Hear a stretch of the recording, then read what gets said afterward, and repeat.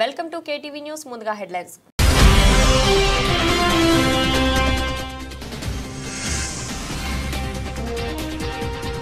ఉపరాష్ట్రపతి అభ్యర్థి ఎంపిక. రేపు ఢిల్లీకి వెళ్లనున్న Chandrababu, deputy CM Pawan Kalyan.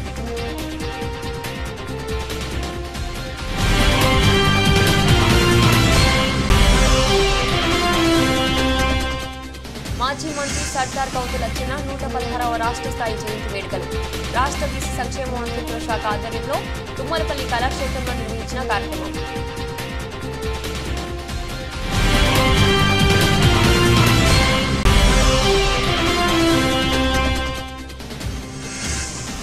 Junior NTR పై దూషణ ఆడియో కలకలం. టీడీపీ ఎమ్మెల్యే దగ్గుపాటి ప్రసాద్ పై మండిపడుతున్న ఎన్టీఆర్ అభిమానులు.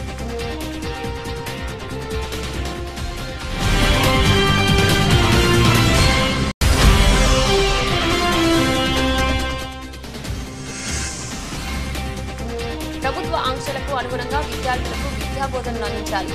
గుడివాడ ఎమ్మెల్యే వెనిగండ్ల రాము.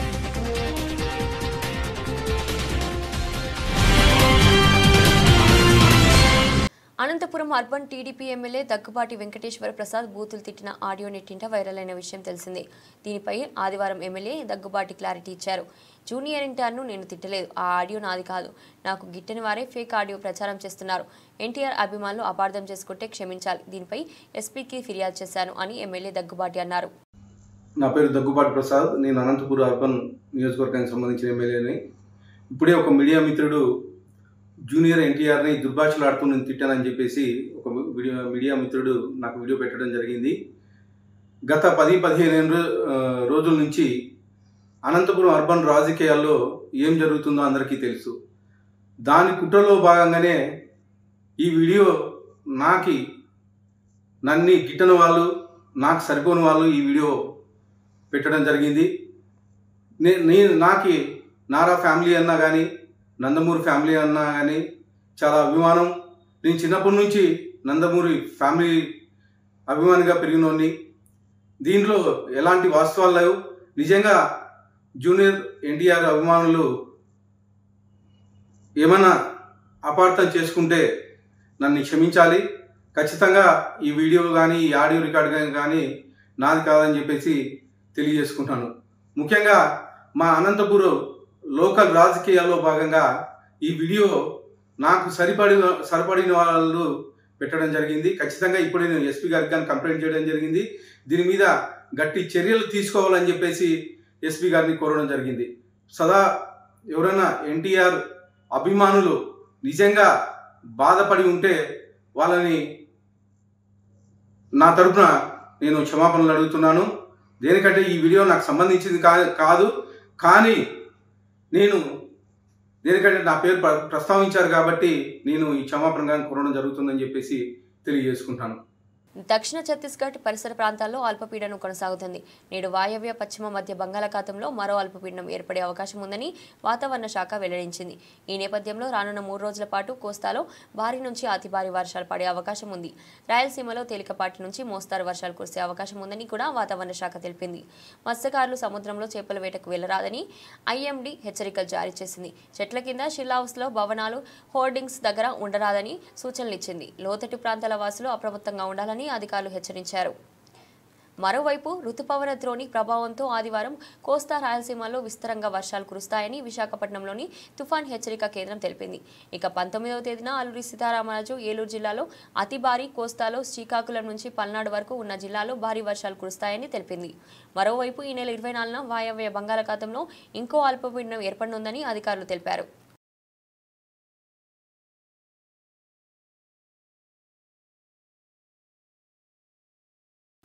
కష్టమైన ఆర్థిక ఇబ్బందులున్నా ఇచ్చిన హామీలను ఒక్కొక్కటిగా అమలు చేసుకుంటూ ముందుకు వెళ్తున్నామని సెంట్రల్ ఎమ్మెల్యే బోండా ఉమా అన్నారు. స్త్రీశక్తి పథకం ద్వారా రాష్ట్రంలో అనేక మంది మహిళలకు లబ్ధి చేకూరుతుందని అన్నారు.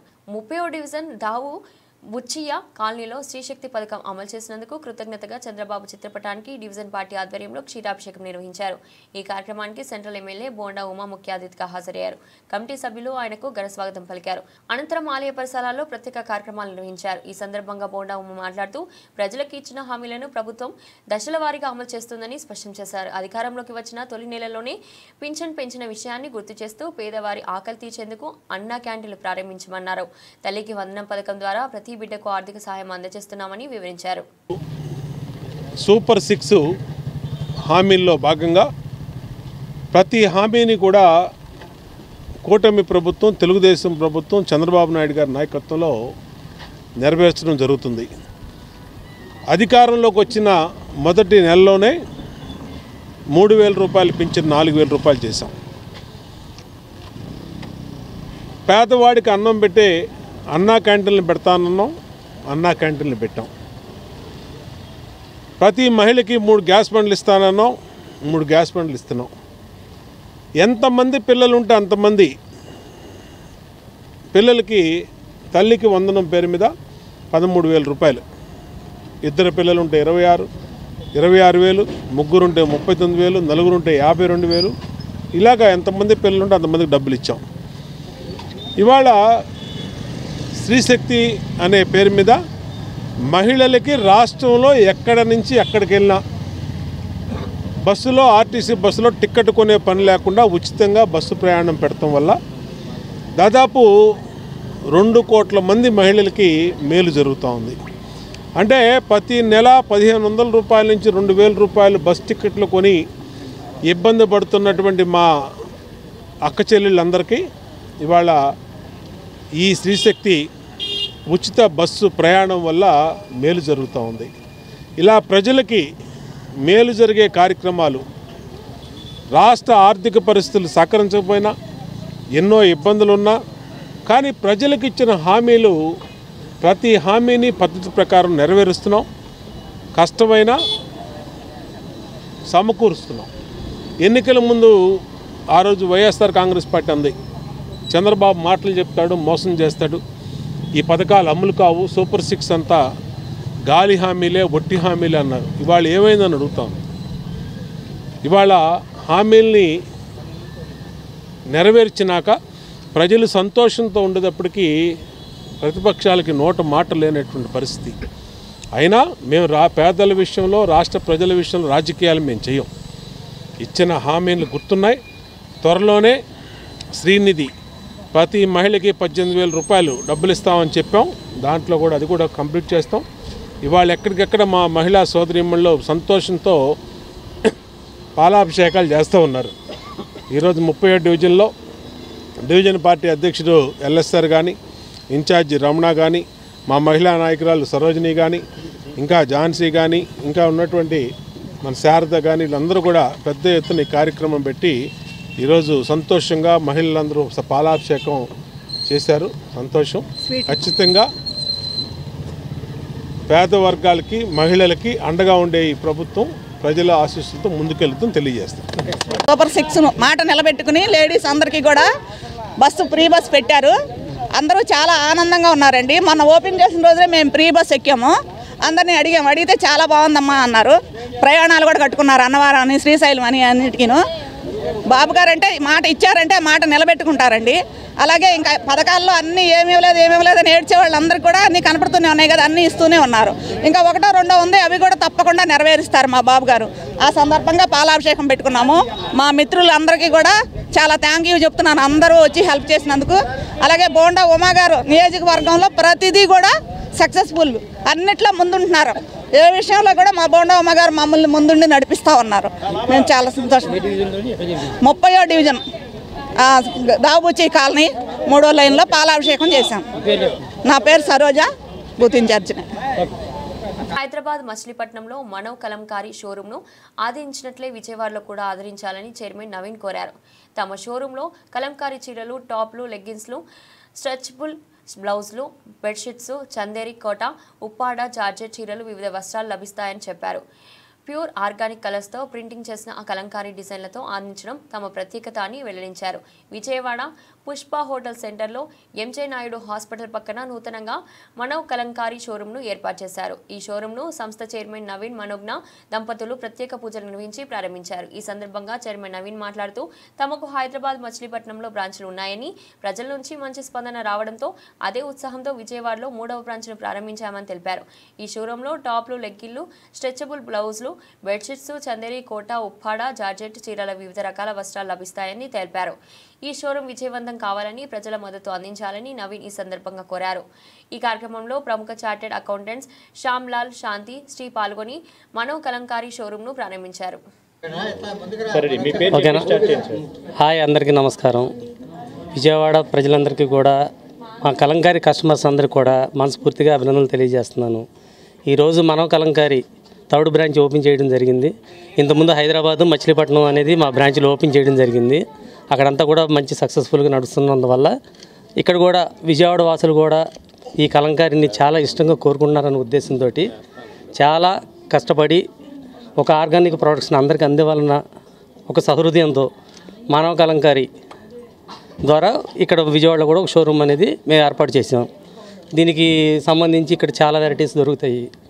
నైటీలని, షార్ట్స్ అని, టాప్లని, కుర్తీస్ అని, లెగ్గిన్స్ అని, స్ట్రెచబుల్ బ్లౌజెస్ అని, తర్వాత వచ్చి బెడ్షీట్స్, శారీస్ అయితే కానీ చాలా వెరైటీస్, చందేరి, కోట, ఉప్పాడ సిల్క్ అని, జార్జెట్లు, క్రేపు, ఇలాంటి అన్నింటిలో కూడా అన్ని రకాల ఫ్యాబ్రిక్స్లో కూడా ఈ ప్యూర్ ఆర్గానిక్ కలర్స్ని ప్రింటింగ్ చేసి మేము ఇక్కడ స్టోర్ అనేది ఏర్పాటు చేసాము.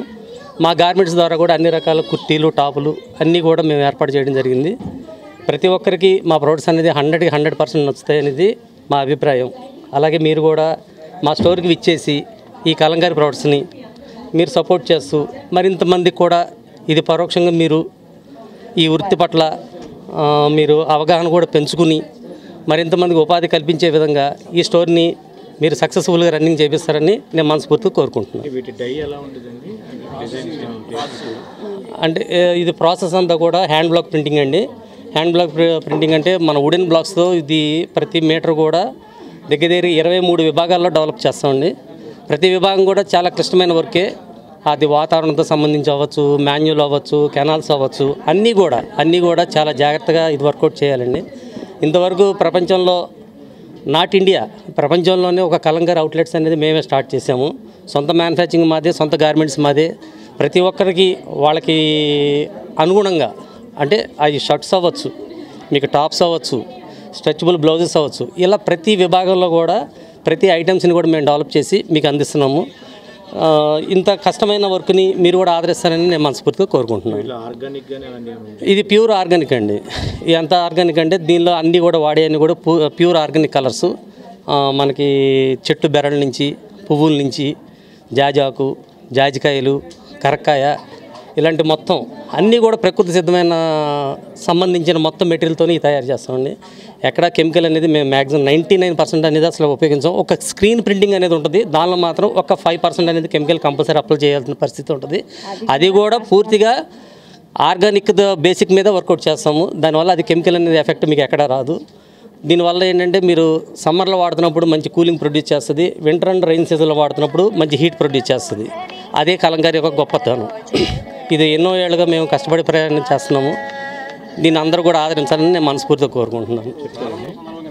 రాష్ట్ర స్థాయిలో ఉత్తమ బాలికల ఉన్నత పాఠశాల గుడ్లవల్లేరు మండలం అంగూరు బాలికల ఉన్నత పాఠశాల అవార్డు పొందడం పట్ల గుడివాడ ఎమ్మెల్యే వెనుగండ్ల రాము హర్షం వ్యక్తం చేశారు. ఈ మేరకు సీఎం చంద్రబాబు చేతుల మీదుగా ఉత్తమ పాఠశాల అవార్డు అందుకున్న పాఠశాల ప్రధానోపాధ్యాయుడు జగన్మోహన్ రావు మరియు ఉపాధ్యాయ బృందం ఆదివారం ఆయన స్వగృహంలో ఎమ్మెల్యే వెనుగండ్ల రామును కలిశారు. పాఠశాలలో చదువుతున్న విద్యార్థులు 74 మంది ఉత్తీర్ణులు అయ్యారని, వారిలో 71 మందికి ఫస్ట్ క్లాస్ వచ్చినట్లు ఉపాధ్యాయులు ఎమ్మెల్యే రాముకు తెలిపారు.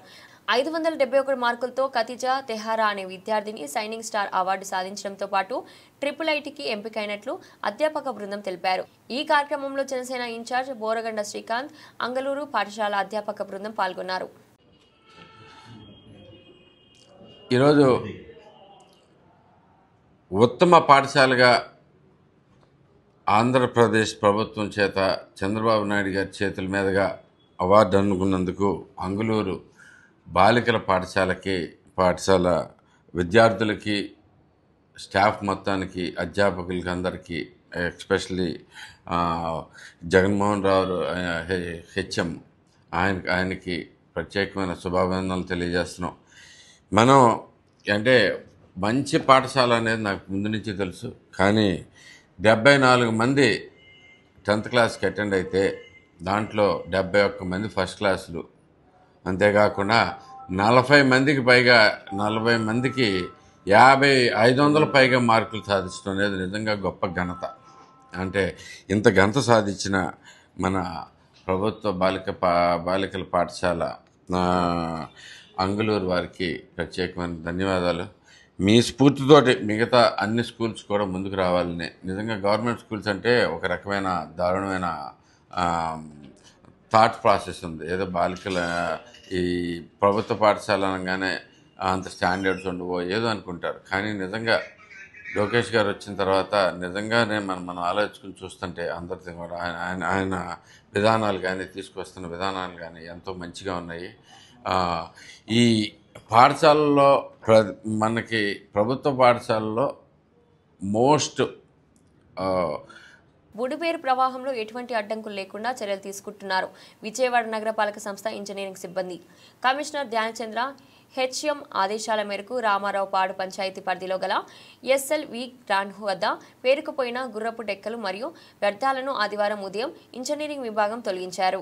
విజయవాడ నగరపాలక సంస్థ పరిధిలో గల బుడిమేరు కాలువలో ఎటువంటి అడ్డంకులు లేకుండా ఇంజనీరింగ్ సిబ్బంది ఎప్పటికప్పుడు డీసిల్టింగ్ చేస్తున్నప్పటికీ బుడిమేరు ప్రవాహంలో అంతరాయాన్ని గమనించారు.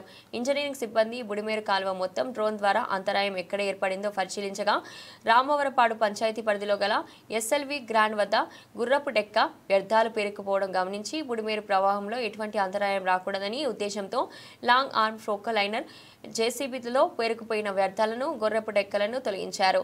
అధికారులు నిత్యం అప్రమత్తంగా ఉంటూ కూడా పేరు కృష్ణానది పరివాహక ప్రాంతాల్లో ఎటువంటి ఇబ్బందులు కలగకుండా చూసుకోవాలని, ఎటువంటి సందేహాలు ఉన్నా వెంటనే కమిషనర్కు సంప్రదించాలని అన్నారు.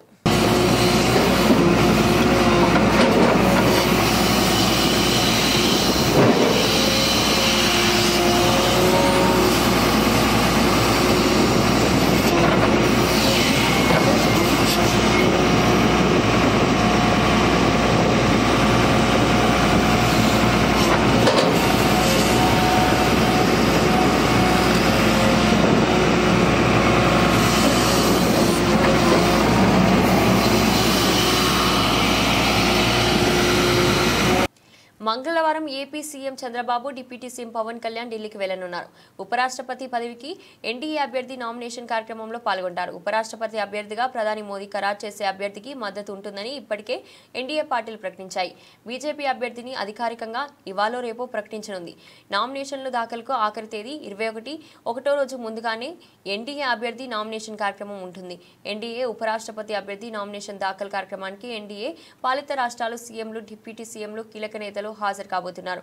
ఆ కార్యక్రమానికి ముందుగా 20వ తేదీన ఎన్డీఏ నేతలు భేటీ ఉంటుంది. ఆ భేటీకి చంద్రబాబు, పవన్ హాజరవుతారు. అదే సమయంలో ఈ పర్యటనలో అలాగే రాష్ట్రానికి సంబంధించిన పలు అంశాలపై కేంద్ర మంత్రులతో కూడా చంద్రబాబు చర్చించే అవకాశం ఉంది. నారా లోకేష్ కూడా ఆదివారం సాయంత్రం ఢిల్లీ వెళ్తున్నారు. సోమవారం పలువురు కేంద్ర మంత్రులతో సమావేశమై ఆయన తిరిగి వచ్చే అవకాశం ఉంది. నారా లోకేష్ ప్రత్యేకమైన పనుల మీద ఢిల్లీ వెళ్తున్నారు.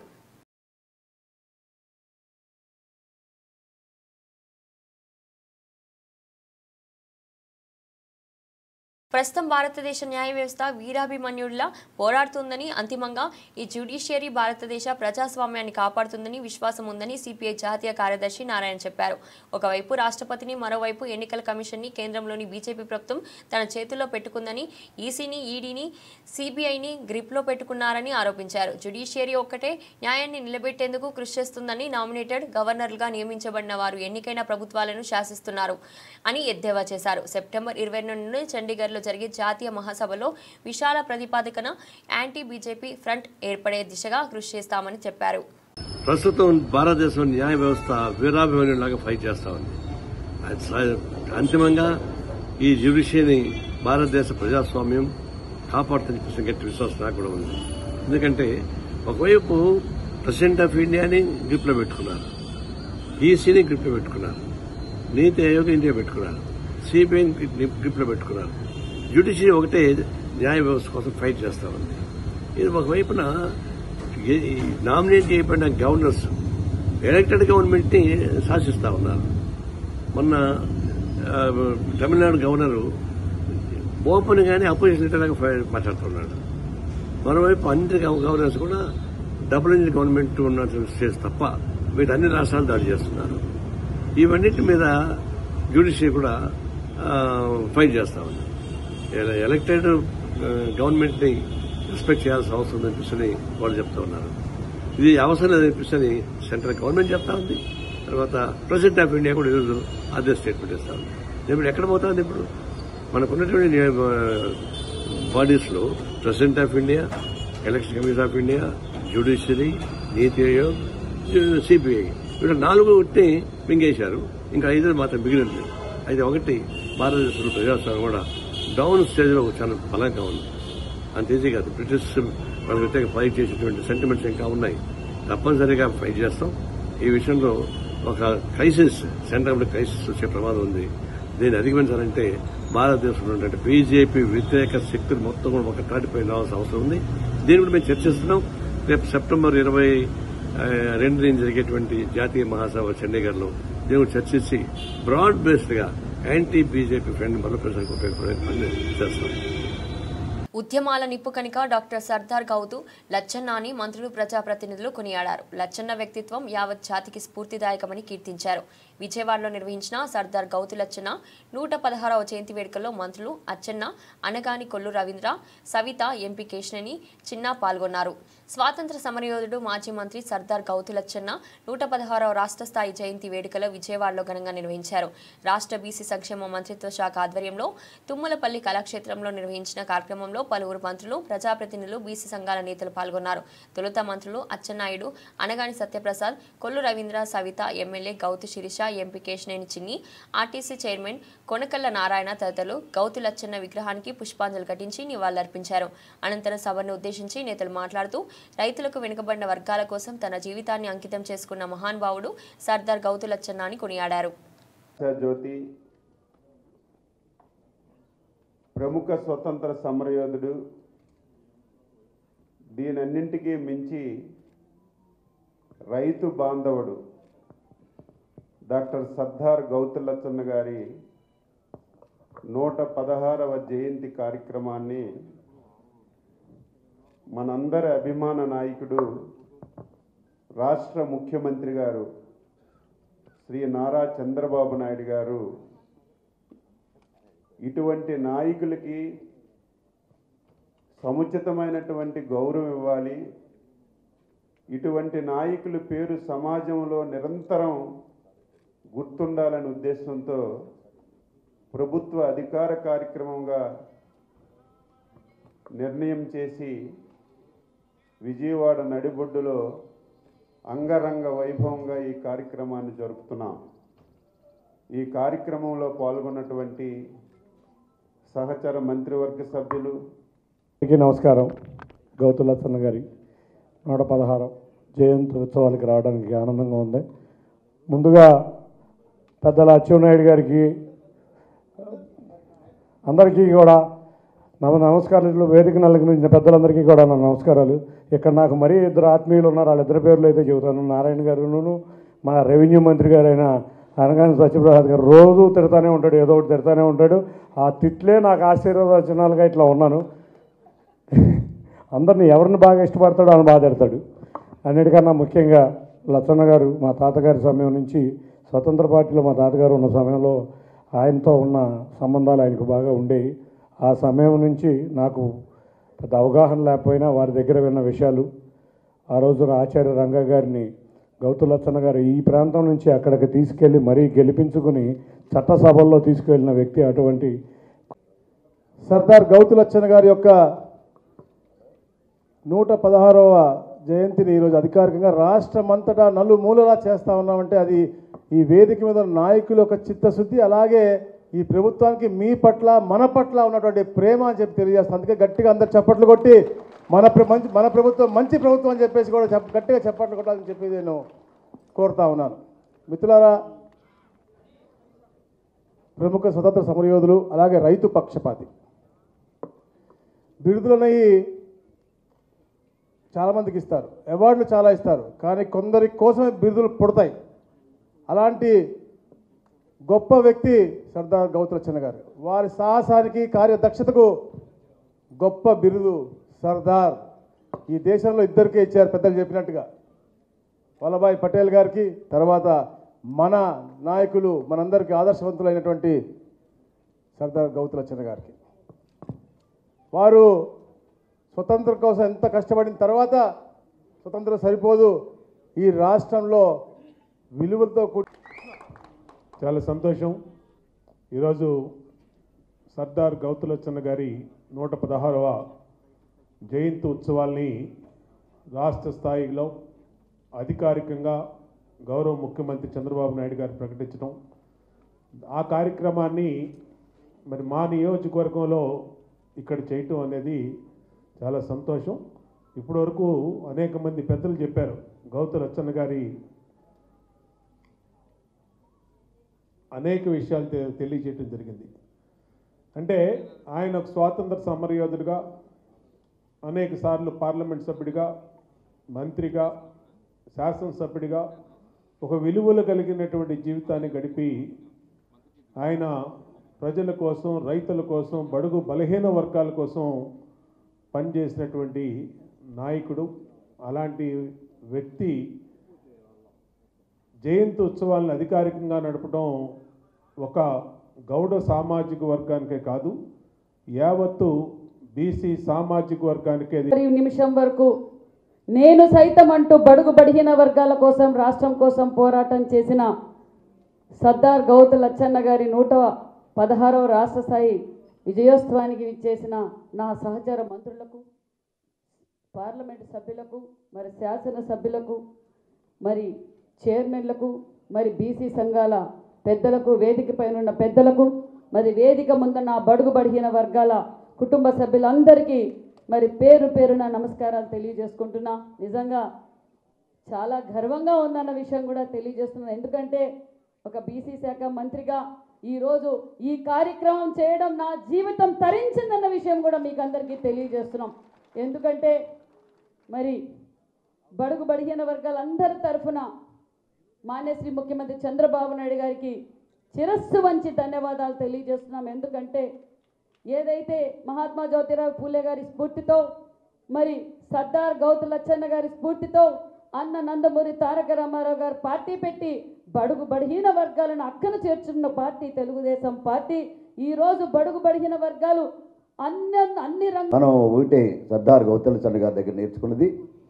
ఆయన వార్తాపత్రికలు మాత్రమే ఉండి ప్రసార మాధ్యాలు లేనప్పుడు పోస్ట్ కార్డులు ఉంటాయి. పోస్ట్ కార్డులతో ఉద్యమాన్ని, పోస్ట్ కార్డులతోటి రాజకీయాన్ని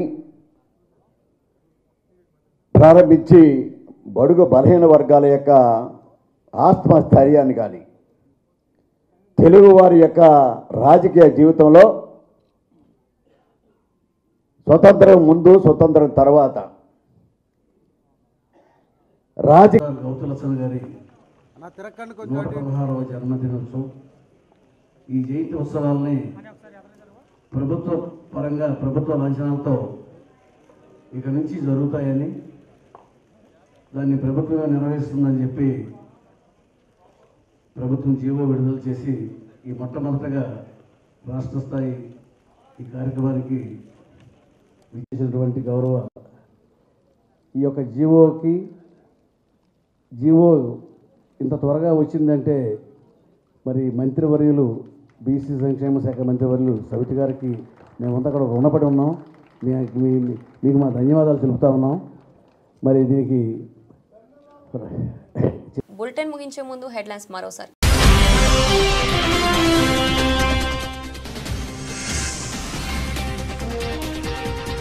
ఉపరాష్ట్రపతి అభ్యర్థి ఎంపిక రేపు ఢిల్లీకి వెళ్లనున్న చంద్రబాబు, డిప్యూటీ సీఎం పవన్ కళ్యాణ్.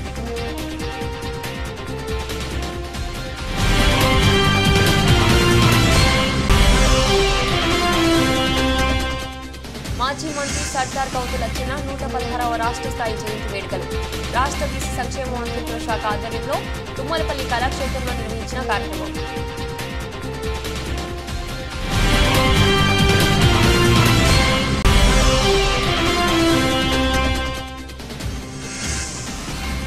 ఎన్టీఆర్ పై దూషణ ఆడియో కలకలం. టీడీపీ ఎమ్మెల్యే దగ్గుపాటి ప్రసాద్ పై మండిపడుతున్న ఎన్టీఆర్ అభిమానులు.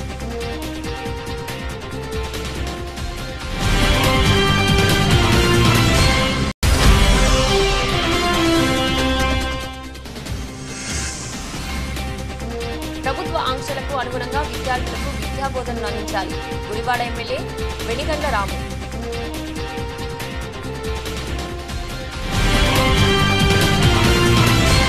ఇది రోజు బులెటిన్. మరో బులెటిన్ మళ్ళీ కలుద్దాం. అంతవరకు సెలవు.